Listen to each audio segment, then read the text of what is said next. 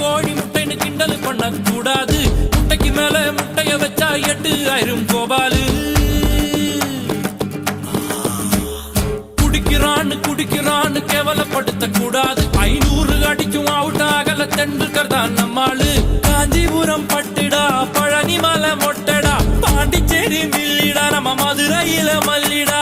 கோயிலுக்கு நேர்ந்து விட்ட கால இந்த சாமிடா, கோபம் உண்ணு வந்து புட்டா கூட்டத்தோட காலிடா.